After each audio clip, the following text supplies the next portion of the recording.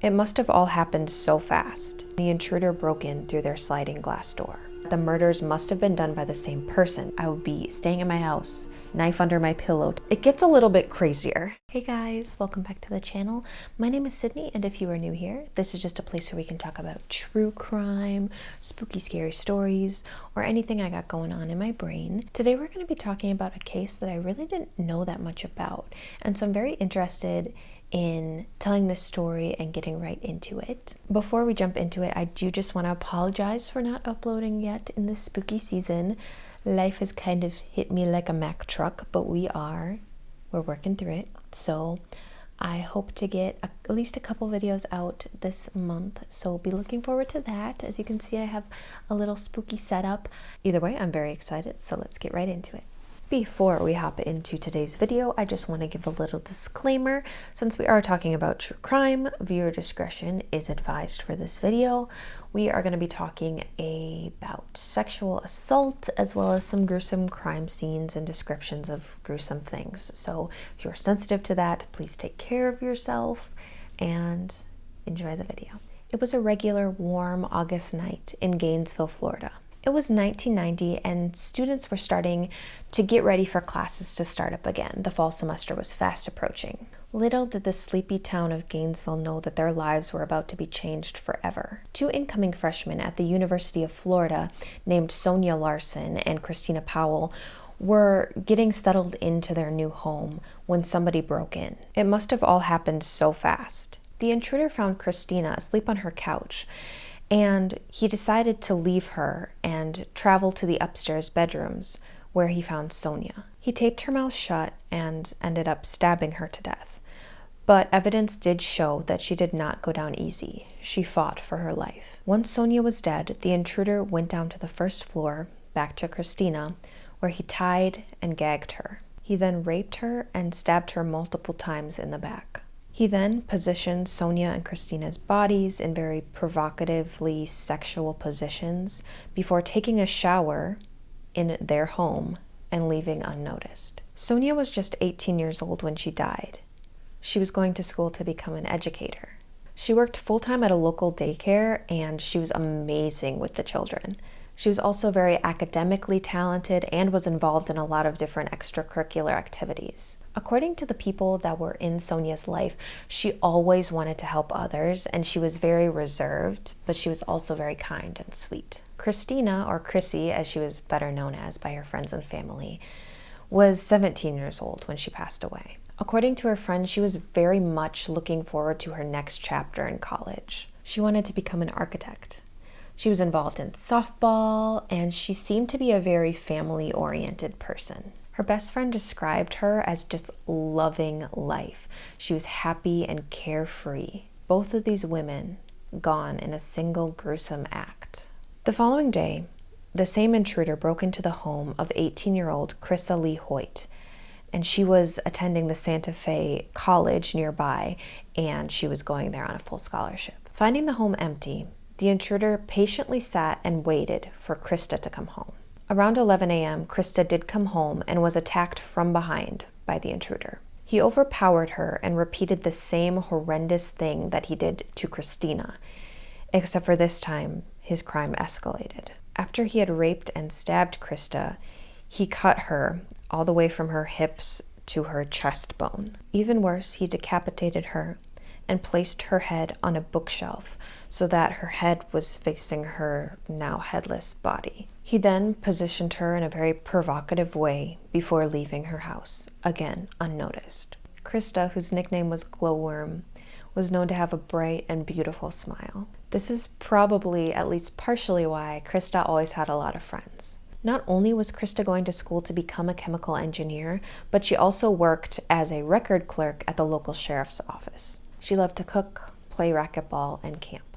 2 nights later, 23-year-olds Tracy Paulez and Manuel Taboda were in their home sleeping when the intruder broke in through their sliding glass door. The intruder found Manny in his room and brutally killed him, and it appears that there was some sort of struggle between the two. Tracy actually ended up coming out of her room because she heard the commotion between the intruder and Manny, and when she saw the intruder, she quickly retreated back to her room. She barricaded herself into her bedroom, but it was too little too late. The man broke in, tied and gagged her, then proceeded to rape and stab her, much like the other victims in this story. Before leaving the house, he did again position Tracy's body in a very sexually provocative way as well. I couldn't find very much about Tracy's life. However, I was able to find a memory that her sister Ricky shared with the press after she had passed away. As Tracy was saying goodbye to Ricky before she left to go to the University of Florida, she looked at her sister Ricky and said, "No tears, okay?" And Ricky said, "See you soon." Tracy then pulled out of her driveway and started driving down the road, but she soon returned and she pulled back up into the driveway, got out of her car, and Tracy and Ricky just hugged and cried for a long time. Just from the bits and pieces of information that I could find about Tracy, it seemed like her friends and family loved her dearly. Manuel, or Manny as he was often called, was a very hardworking student that had just transferred to the University of Florida that year. He was going to become an architect. Manny's father died when he was young, so right out of high school, Manny was just nose to the grindstone. He really wanted to get into college and pursue his dreams no matter what it took. Manny was a bartender while he was going to school, and he was very easygoing and he made friends very easily. 5 young people's lives ripped from them. 5 different families completely broken in just a matter of a few days. By the time Krista's body had been found, the entire town of Gainesville was in a complete frenzy. Classes were obviously canceled, and students were often traveling together and bunking together just to stay in groups because they were scared. Some students even went so far as to unenroll from the college. Everyone was terrified. Who was going to be next? Investigators immediately got to work on this case for obvious reasons. They quickly concluded that the murders must have been done by the same person because there were just a few similarities that matched up in every single murder. All of the women victims had been killed in a very similar way.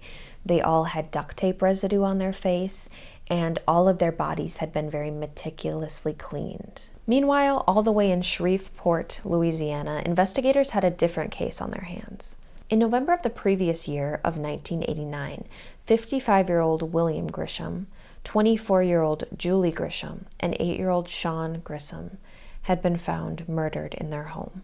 Julie was William's daughter, and Sean was William's grandson. Apparently, the family had been attacked between 6 and 8 p.m. on November 4th. Both William and Sean had been found stabbed, but Julie was found undressed, stabbed in the back, and cleaned with vinegar. So seeing an obvious connection between the Gainesville murders and this random Shreveport murder, investigators actually traveled all the way to Louisiana to try to gather some more evidence on the Shreveport case. So with both these teams kind of working together, investigators were able to find out that the intruder had type B blood. Additionally, around this time, a resident from Shreveport actually called in a tip, and she said that a member of her church might actually have something to do with the murders and that investigators should look into it. She reported that the man, Danny Rolling, would often come over to her and her husband's house. She also told investigators that Danny had actually told her husband that he liked to stick knives in people. Well, she didn't want to believe that this man that she knew was involved in these murders. She couldn't ignore the obvious. Desperate for any kind of leads, law enforcement were able to track Danny down, and it turns out that he was actually in the Ocala County Jail, which was located about 40 minutes from Gainesville, Florida. Turns out that Rolling had been arrested in the beginning of September for robbing a grocery store. After discovering that Rolling had type B blood, and that he was involved in the string of armed robberies, investigators quickly got to work. Investigators were able to look through the evidence that was collected on the night that Rolling was arrested, and this happened to be the same night that Krista Lee Hoyt was murdered. and the investigators ended up finding some very damning things. First off, they found a roll of duct tape, as well as several different tools that could have made similar markings to the ones that they found in the house. They also listened to a cassette tape that had been collected but never listened to. And this is kind of a part that weirds me out. You'd think that if investigators collected evidence, especially like a cassette tape, that they would at least listen to it, at least part of it. Because if it's just music or whatever, that's fine. But because in this case specifically, this tape just added to the mounting evidence against Danny Rolling. And so it kind of weirds me out that they didn't even listen to it when they collected it. But anyway, we'll move on. Ripper gone insane. Mystery writer, what's your game? You're the rebel, no one can change. So this, along with the matching blood type and semen samples that were found at the crime scene, that was it. Danny Rolling was the Gainesville Ripper. So who is Danny Rolling? What led him to commit these awful and horrendous crimes? Danny was actually born and raised in Shreveport, Louisiana. His parents were in a very abusive and toxic relationship, and allegedly Danny's father didn't even want kids to begin with. Danny began to be abused by his father when he was just 1 year old, and this abuse just escalated once Danny's younger brother was born. Danny's mother tried time and time again to get out of this relationship and take her kids away, but every time she came back. This is a sad story, and we've heard it many times. However, this is not an excuse for his crimes. It just gives some background on maybe why he did the things that he did. In elementary school, Danny's counselors said that he had a very aggressive personality with poor impulse control. When he was old enough, Danny joined the Air Force, and he was later discharged due to his drug usage. When he was 23 years old, he and his wife of 4 years got a divorce after he threatened to kill her. Throughout the 70s and 80s, Danny committed a lot of small crimes, which meant that he was constantly in and out of jails throughout the South. In 1989, Danny killed the Grisham family, and the following year, in 1990, Danny shot his father twice. His abusive father didn't die, however, he did end up losing an ear and an eye in the incident. At this point, Danny decided that he would change his identity. He broke into a random person's house, stole all of the necessary documents before hopping on a bus to Florida as Michael Kennedy Jr. And then in August of that same year, Danny committed the Gainesville murders. Rolling was charged with 5 counts of murder, and in November 1991, he pleaded guilty shortly before his trial. This meant that the jury just had to decide whether he would get life in prison or the death penalty. The motive, according to Rolling himself, is that he wanted to become famous, like Ted Bundy. Rolling was diagnosed with antisocial and borderline personality disorders, as well as paraphilia. In 1994, Rolling was sentenced to death for his crimes. Before Rolling's execution, he also confessed to the Shreveport murders of the Grisham family. On October 25th, 2006, Rolling died by lethal injection, and this was in the presence of some of the victims' families. So if you're thinking that that is the end to this story, it gets a little bit crazier. Okay, hear me out. This story took the nation by storm. Everybody was talking about the Gainesville Ripper, including young screenwriter Kevin Williamson. And he actually used this gruesome concept for a screenplay, which was then turned into the 1996 classic horror film Scream. So if you haven't seen this movie, first of all, do you even like horror if you haven't seen this movie? But basically, the TDLR is there is a crazy killer on the loose hunting down random high schoolers. So obviously there's a lot of differences in this film. The way that they are killed, the concept of Ghostface himself. It's obviously different, but the core concept is the same. Students being killed for basically no reason at all. And it does make for a very good scary movie. So I actually rewatched this movie very recently because I knew that I wanted to talk about this case, and it only seemed right to watch Scream. And I think the main thing that I find so interesting is that some of the students, like the majority of students, don't seem scared at all. Like there's scenes where they're just joking about it. And I'm like, what? Like if this happened in my high school, you bet your ass I would never be going to school. I would be staying in my house, knife under my pillow type shit. Do you know what I mean? Like, no way. I think that's the most unrealistic part of that movie, actually. It's so crazy too, because like some of the students even pose as Ghostface to try to like scare the main character, Sydney. Like, what kind of sick, fucked up shit is that?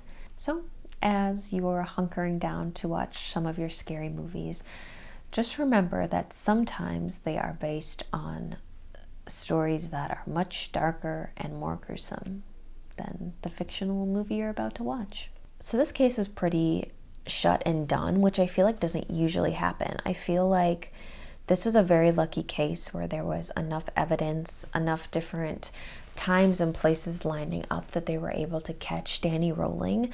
But the fact of the matter is it's usually not like this. I was very surprised. It's actually nice to have a case that investigators were kind of easily able to get under control.